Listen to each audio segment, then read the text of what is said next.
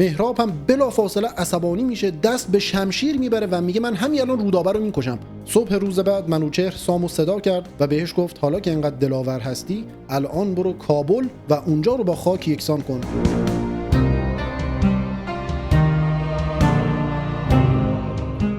نامه زال به دست سام رسیده و سام دنبال یک چاره‌ای هست تا بتونه این وصلت پرحاشیه و این درخواست زال رو به یک سرانجامی برسونه. با ستاره شناسان یک مشورتی میکنه و یک طالع بینی میکنن از آینده ازدواج این دو و اتفاقا متوجه میشن که از نسل رودابه و زال یک پهلوان بزرگ و برجسته‌ای به دنیا خواهد آمد که مثالشو هیچ وقت هیچ کس ندیده و این شخص قرار نگهدار ایران باشه و حافظ پادشاهی باشه.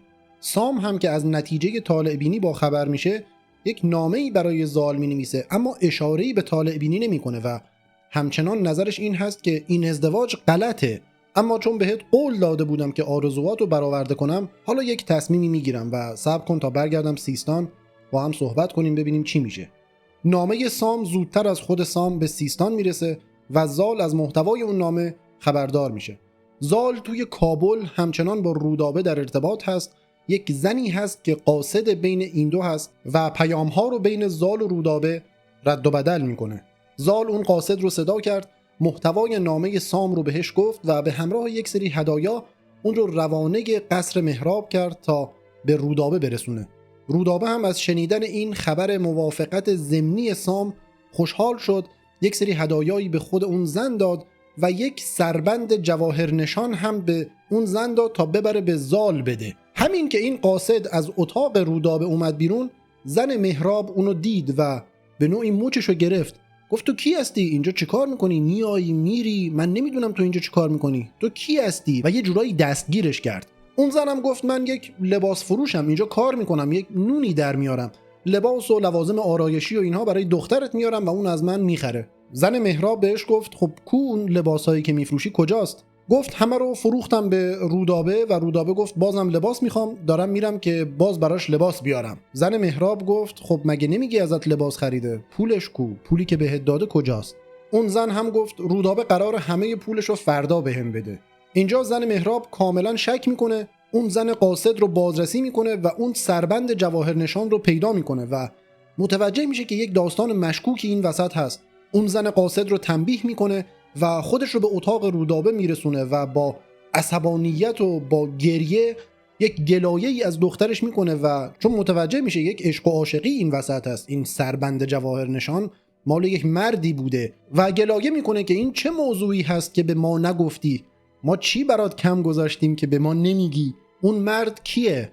رودابه هم کمی خجالت میکشه و بعد که میبینه مادرش آروم شده براش توضیح میده که اون مدتی که زال توی کابل بود من عاشقش شدم و اون هم عاشق من هست و ما با هم ارتباط داریم و این سربند جواهر نشانم که میبینی هدیه‌ای بوده از طرف من به زال. دلیلش هم این بوده که سام یک جواب نسبتاً مثبتی داده و ما از این بابت خوشحال بودیم.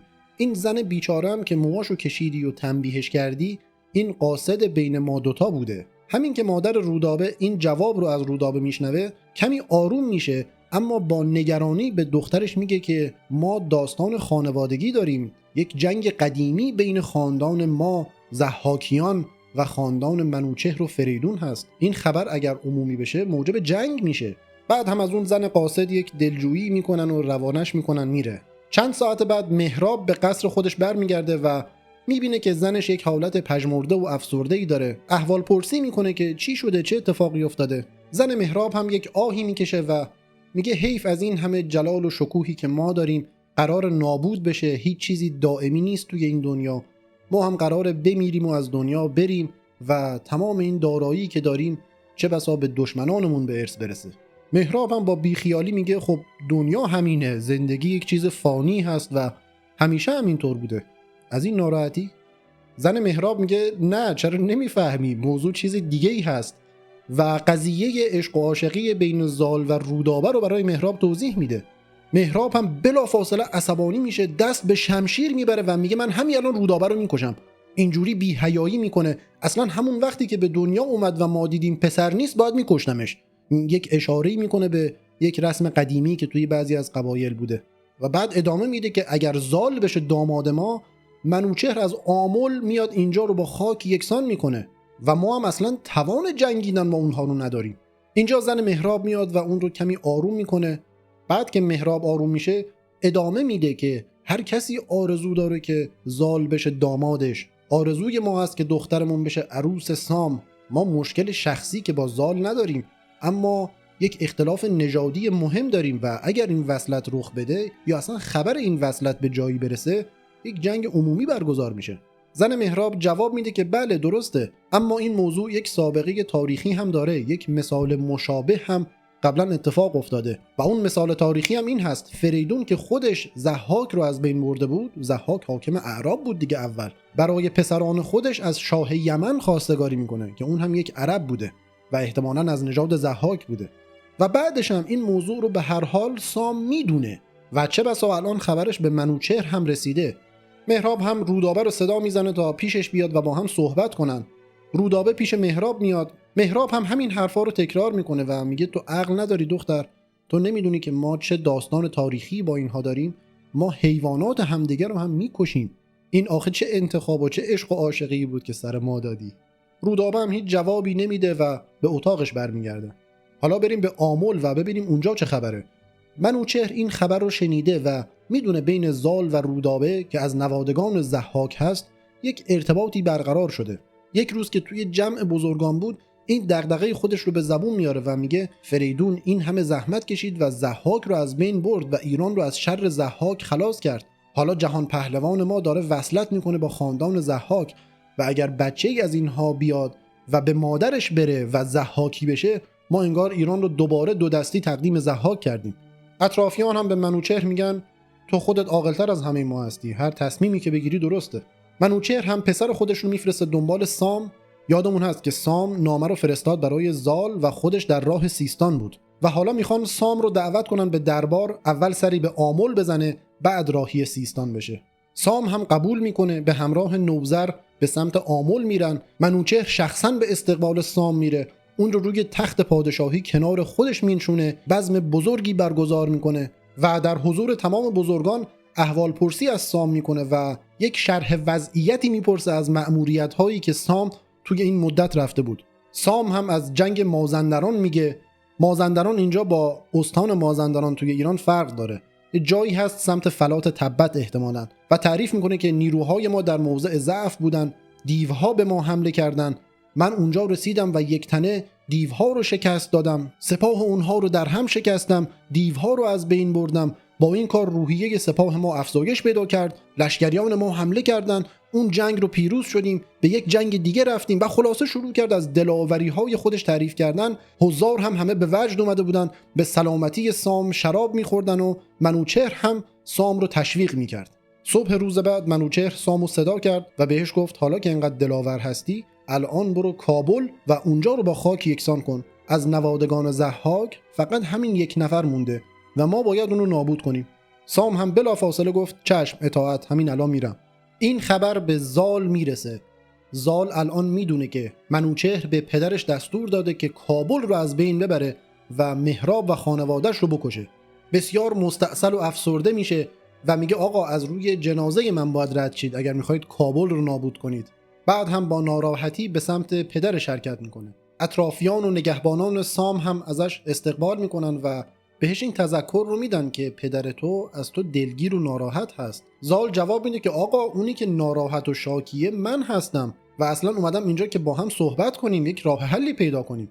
با همین ناراحتی و دلخوری زال پیش پدرش میره، اما دوباره سیاست به خرج میده و با چرب زبانی حرف میزنه. اول از پهلوانی و دلیری پدرش تعریف میکنه و میگه تو اینقدر بزرگ و قوی هستی که همه ایرانی‌ها به خاطر تو در لطف و آرامش و عدالت هستند، همه از این لطف تو بهره‌مند هستند، همه تحت عدالت هستند غیر از من. و باز دوباره مظلومیت خودش رو تکرار میکنه. من بچه بودم، تو منو توی کوه ول کردی، از مادرم جدا کردی، به خاطر ظاهر من با خدا دشمنی کردی، با خدا مخالفت کردی، اما حالا هم دیر نشده، میخواستی از من خلاص بشی، الان منو بکش. تو که میخوای به کابل حمله کنی، اول منو بکش بعد به کابل حمله کن. سام هم تحت تأثیر قرار گرفت و مجددا یک همدردی با زال کرد و گفت آره تو راست میگی، و من در حق تو بدی کردم و بعدش هم قول دادم که آرزوهای تو رو برآورده کنم. الان هم یک نامه‌ای برای منوچهر می‌نویسم و اون نامه رو به تو میدم که ببری پیش منوچهر. بعد هم دست به قلم شد و یک نامه‌ای برای منوچهر نوشت.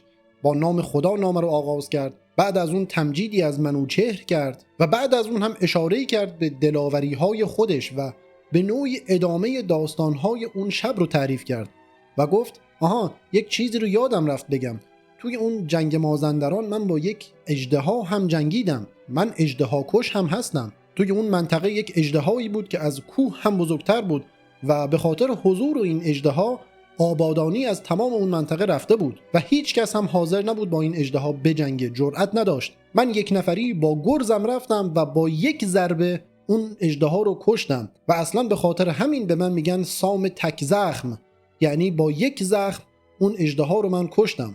و خودت میدونی این یکی از هزاران مأموریت من بوده. الان سال هاست که خون و زندگی من زین اسبه و من همیشه در حال جنگیدن و مأموریت هستم، اما الان دیگه پیر شدم و توانایی من کم کم داره رو به افول میره. باید یک جانشینی داشته باشم و اون جانشین هم پسرم زال هست. الان هم این نامه رو دارم به زال میدم که پیش تو بیاره، به تو ادای احترام کنه و جانشین من بشه. اما یک مسئله‌ای هست و پسر من یک آرزویی داره و من هم جلوی تو قول دادم که آرزوهاشو برآورده کنم. میدونی که این پسر من توی کوهستان و بین پرنده ها بزرگ شده، آدم ندیده و اولین دختر خوشگلی که دیده عاشقش شده و حالا که قرار جانشین من بشه به نوعی باید آرزوش برآورده بشه یا به شکلی این مسئله حل بشه. تو خودت عاقل‌تر از همه ما هستی و هر تصمیمی که میدونی بر اساس عقل و خرد بگیر. بعد این نامه رو به زال میده و زال رو روانه آمل میکنه.